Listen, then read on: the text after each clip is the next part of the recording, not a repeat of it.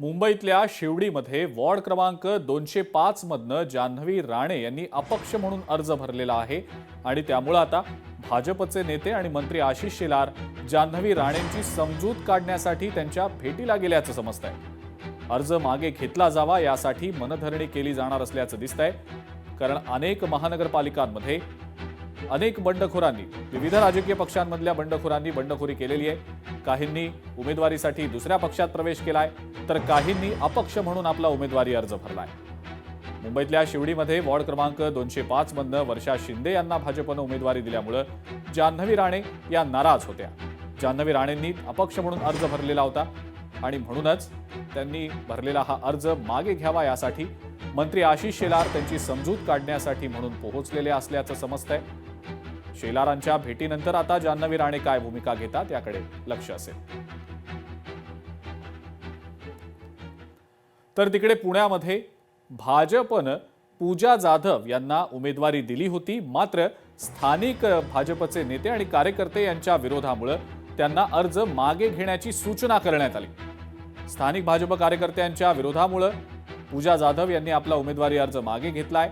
अर्ज मागे घेतल्यानंतर स्वतः पूजा जाधव, त्यांचे पती धनंजय जाधव आणि त्यांचे कार्यकर्ते अत्यंत भावुक झाले, हमसून रडताना दिसले।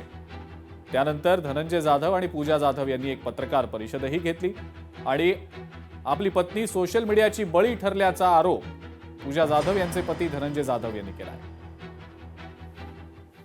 आम्ही प्रत्येक जण प्रत्येक भूमिकेशी प्रामाणिक राहिलो आणि सोशल मीडियाचा बळी जो असतो तो बळी आज माझी पत्नी ठरलेली आहे। ते कसं, तर त्याचे व्हिडिओज मी तुम्हाला देऊ शकतो। जे शब्द माझ्या पत्नीचे नाहीत ते शब्द तिच्या तोंडामध्ये घातले गेले। आदरणीय देवेंद्रजी फडणवीसांविषयी आरक्षण मागतोय, तुमची बायको नाही, असले स्टेटमेंट केलं। त्याचा ते हिचं नव्हतंच, माझ्या पत्नी पूजा जाधवचं नव्हतं, ते दुसऱ्यांचं होतं, ते दाखवले गेलं। या 8 महिन्यामध्ये एखादी मुलगी येते, भारतीय जनता पार्टीची उमेदवारी मिळवते, त्यांनी पूर्ण प्रकारे प्रभाग क्रमांक 2 मधून निगेटिव्ह व्हिडिओ बनवले।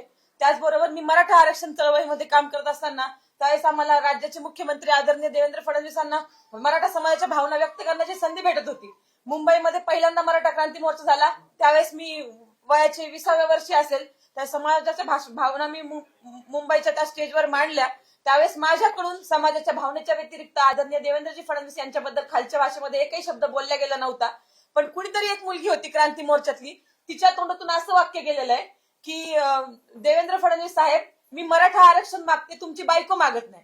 तर हे वाक्य माझ्या तोंडातील नाही, हे वाक्य कोणतरी इतर मुलीने बोललेलं आहे, परंतु आज ते माझं तोंड घशी पाडलेलं आहे आणि हे मीच बोलला सांगते। मी वारंवार सांगतेय की हे वाक्य माझं नाही, मी व्हिडिओ रिलीज करते। लोकशाही मराठी ऐका, पहा, जागरूक रहा।